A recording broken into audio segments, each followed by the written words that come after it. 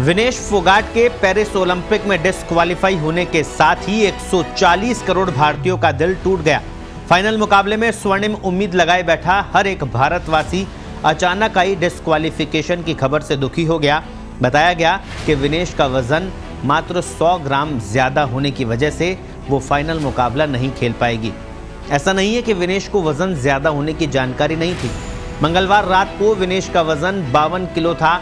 उन्होंने cycling, skipping कर वजन कम करने की कोशिश भी की, लेकिन वो सफल नहीं हो पाई। गगन नारंग, दिनशा पारदीवाला और उनके पति, फिजियो, मेडिकल स्टाफ, IOA अधिकारियों ने उनका वजन कम करने के लिए रात भर काम किया। जानकारी के मुताबिक डॉक्टर पारदीवाला ने यहां तक कहा कि हम उनकी जान को खतरे में नहीं डाल सकते हैं। मीडिया रिपोर्टों में ये जानकारी भी सामने आई है कि उन्होंने हर संभव कोशिश की कि उनका वजन कम हो जाए।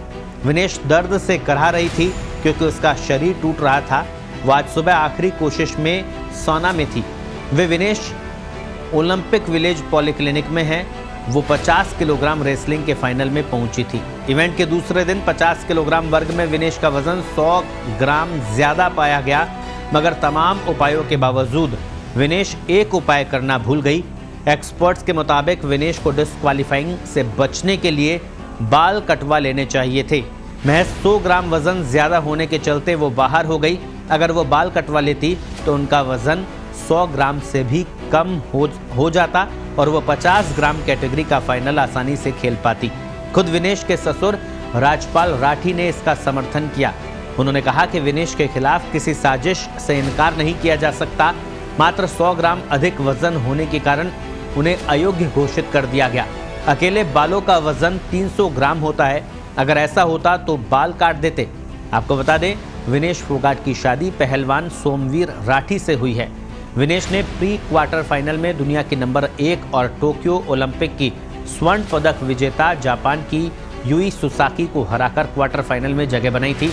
एक दिन पहले जिस तरह का खेल विनेश ने दिखाया था, उसके बाद ये माना जा रहा था कि फाइनल में वो गोल्ड मेडल जीत सकती थी। यदि विनेश हार भी जाती तो भारत के लिए सिल्वर मेडल तो आ ही जाता। विनेश का फाइनल मुकाबला USA की एन सारा हिल्डेब्रांड से होना था। विनेश के अयोग्य होने के बाद क्यूबा की उसी पहलवान की लॉटरी लग गई जिसे एक दिन पहले विनेश ने हराया था। फिलहाल विनेश अभी ओलंपिक गांव के पॉलीक्लिनिक में है। वो ठीक और स्थिर है, अब आराम कर रही है। भारतीय दल के पास इस फैसले के खिलाफ अपील करने का कोई विकल्प नहीं बचा है।